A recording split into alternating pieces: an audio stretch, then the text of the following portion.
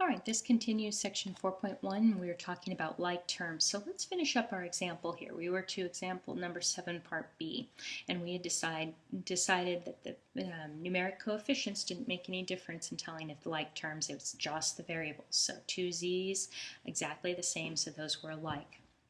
In part C, we see that this t is to the first power, and this t is to the third power. So even though they're both t's, these things are not like terms.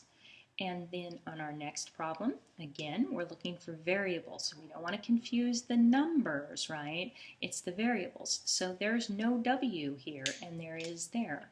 So again, this one is not like. And then, part E, we have an x and a y, and both to the first power, and an x and a y, both to the first power. So in that one, those are indeed like terms. Now I kind of ran out of space, so I went up here at the top. There's your f. So we're looking at these, and we say, okay, we have an x, and it's squared. And then we have a y, and it's to the first. So we go over here, x, and it's squared. Good. We have a y. Oh, but look, the y is to the second power. So first power versus second power, those aren't alike. So even though the x's are the same, the y's aren't. If there's more than one variable, they have to both be the same exact everythings to be considered like terms. All right, now let's go ahead and see why we're interested in like terms. Our next task is going to be to simplify an algebraic expression by combining those like terms. And we can add algebraic expressions or we can subtract them.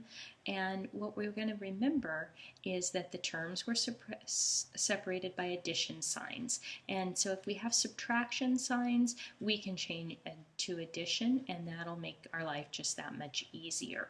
And what we're going to do when we simplify is we're going to create an equivalent expression, an expression that would have the same exact value if it were evaluated at the same numbers as our original one, or the same truth value is another way I would say that.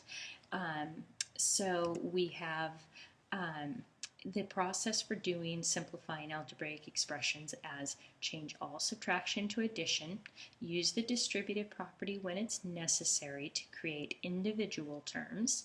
Then we're going to group like terms, which that's going to use our commutative and associative properties. Then we're going to add the numeric coefficients of the like terms. That's actually the distributive property in reverse. And then after that, we're going to make sure that we have addition signs in between all of them, or if we want to, we can put subtraction when it's add a negative number.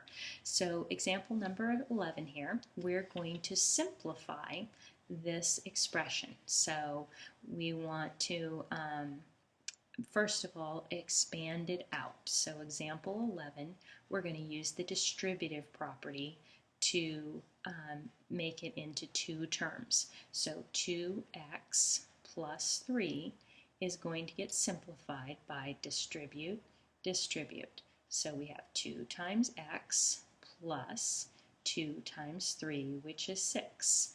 And that is expanded or simplified.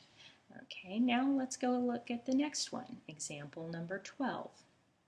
What we're going to look at here is we're going to show that the simplified version is indeed equivalent to the original version for a few values. I'm probably not going to get to all of them, so I'm hopefully going to get to one. So the left side with 0, 2 times 0 plus 3, and I'm questioning, is that equal to 2 times 0 plus 6?